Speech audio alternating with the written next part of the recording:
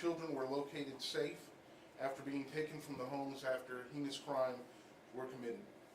We are saddened by the loss of the members of our community. Among the 7 killed were 6 adults and 1 7-year-old girl. We cannot afford to become a community that's afraid to ask or seek help when we need it. Domestic violence is real. There are resources that exist within our community to help people who are in need. As a community, we must continue to work together to solve these issues. If you see someone that is struggling or someone who's falling victim to domestic violence, please don't hesitate to call. It is evident from this weekend's tragedy that domestic violence affects both adults and children. But we must speak up and request help before we get to this point.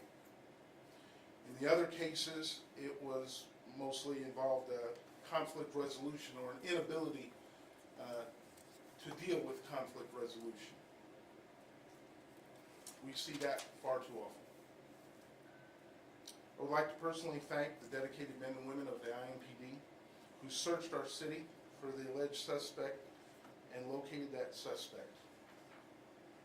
The other suspect was apprehended and located in southern Indiana, and thanks to the Floyd County Sheriff's Department for their help.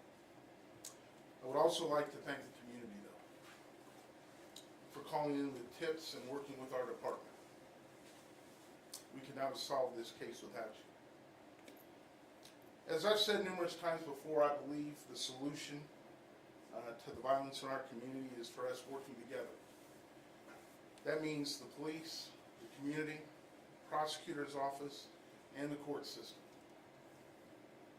We'll now turn this over to Deputy Chief Craig McCart for more on the cases that we spoke about.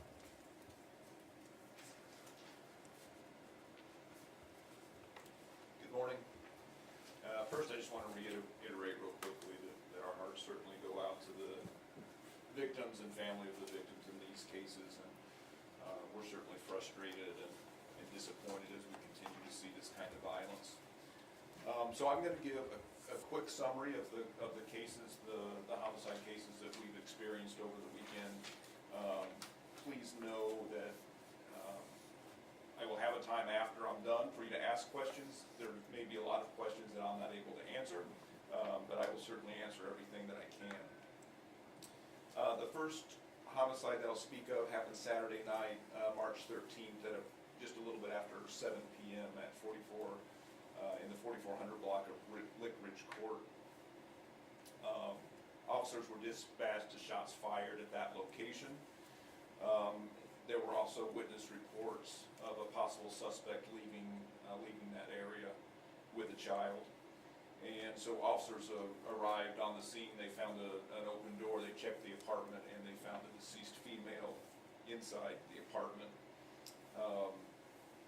Through further investigation, it was learned that there was a 7-year-old, the 7-year-old son of that victim was missing from that apartment. And he was later located at the residence of a family member. Further investigation identified a suspect, and he was, as Chief Taylor has already said, about 4 in the morning on Sunday. He was located in Floyd County in a vehicle on I-64. One of the Floyd County deputies stopped to investigate that vehicle that was stopped at the side of the road and located the suspect inside. He was subsequently arrested for murder after detectives traveled down to New Albany to speak with him. Next case is again Saturday night. This one was a little bit after 8 o'clock, 338 and a half North Randolph. Officers were dispatched to a person shot in the area of New York and Randolph. When they arrived, they found an adult female who was shot. She was transported in critical condition to the hospital. She also told officers that there were other victims inside of that residence on Randolph. When officers went to that location and checked the residence, they did find 4 deceased people inside that residence. They found 3 adults and 1 child. They also investigation that there was a 6-month-old that was missing from that location. It was the child of the surviving victim that they found. Later, again, through investigation, they identified a suspect.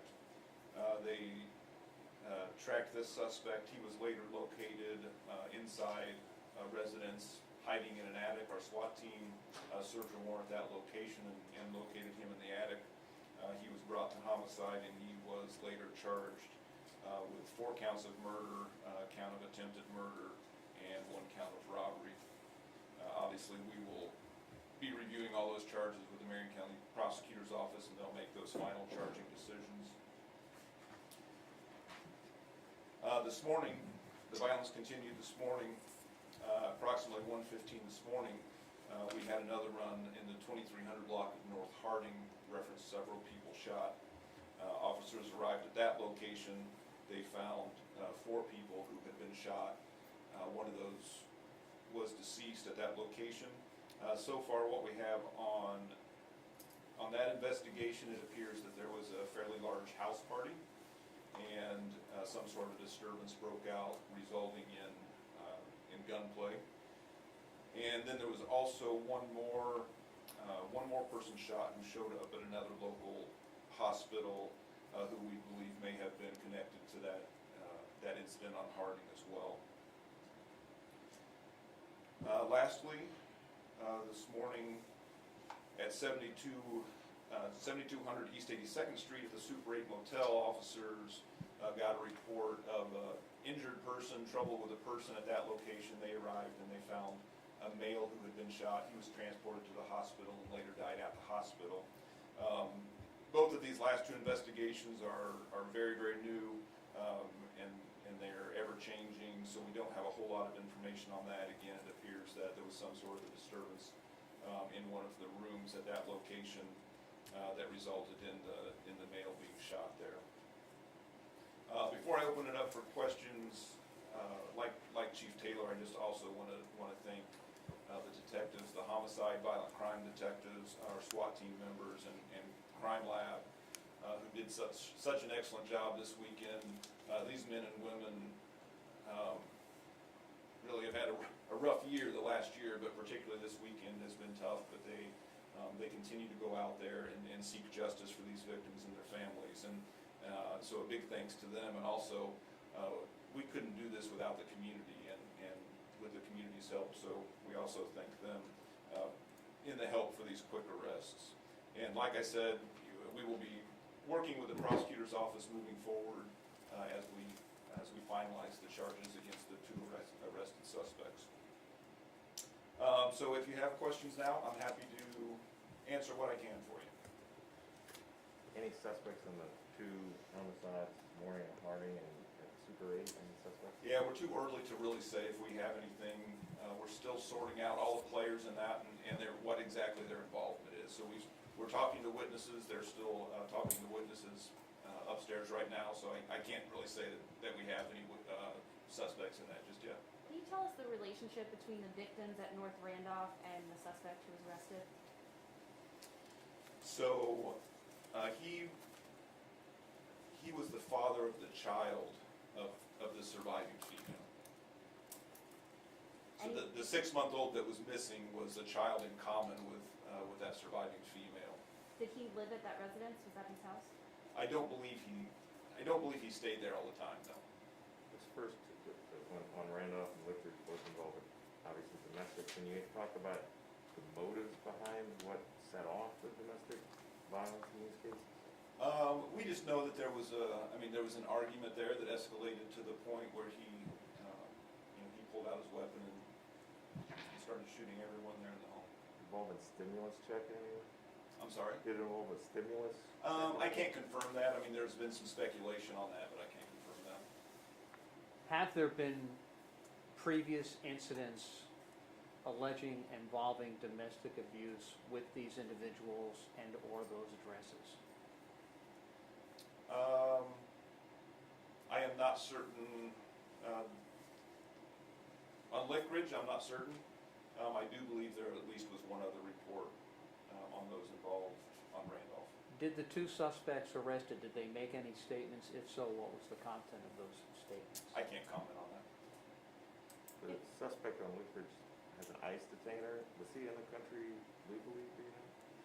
I don't know that for certain. That's something that we have to check with ICE.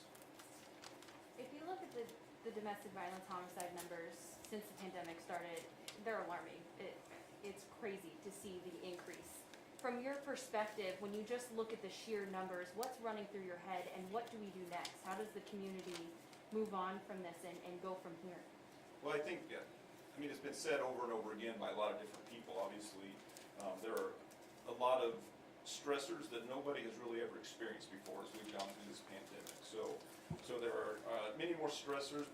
Sometimes in the home, people are spending more time together, kind of being trapped there in the home together than they have before. So certainly what we encourage, just like Chief Taylor has already said, there are resources out there, and we encourage anybody who might be living in any kind of a domestic violence situation to reach out and get those resources that they need, let somebody know that they need help. We certainly don't want these situations to get to a point where, again, we're standing in front of the podium having to talk about the tragedies that we are today. Can you do the math for me again? And this sounds disturbing. How many shootings, how many deaths, how many stabbings this weekend? So I don't have all those. We had four separate incidents. In that first incident, we had, in the first one there was one killed, the female. On Randolph, we had 4 victims, 3 adults and 1 child. And then we had 1 victim on Harding this morning, 1 deceased and 3 others shot. And then on 82nd Street at the Super 8, we had another male deceased. I don't have the stabbings and the other non-fatal shootings throughout the weekend. I think there were. We can get you those numbers later. Yeah. Does it concern you that these numbers are numbing and people have been hit with so much it's just rolling off them? They don't appreciate what's been lost here. Absolutely. I think, it's a real misfortune when we become numb to that kind of violence. And certainly, it's not something that our community can tolerate. I mean, we have to decide that we are not going to stand for this. And we have seen the community come forward and stand up. And so I think we're hopefully turning a corner in that the community realizes that this cannot continue, that it hurts the whole community in its entirety. So What makes you believe it's turned a corner? well, I think we're seeing, we have struggled, and you've heard us stand up here and talk about this in the past, how we've struggled with cooperation from witnesses and even victims in times past. But I think that we're starting to see community members come forward and help us in our investigation, and that is what has helped us make some arrests and bring some of these suspects to justice. We couldn't have done it without the community's help. 5 of the 7 deaths essentially will now be cleared by arrest. So can you speak about the overall clearance rate this year? What is it? It seems higher than it typically Yeah, right is. now we're at, I can tell you exactly, we're about at real close to 70%. So 69%. 69% clearance on these Yes. things?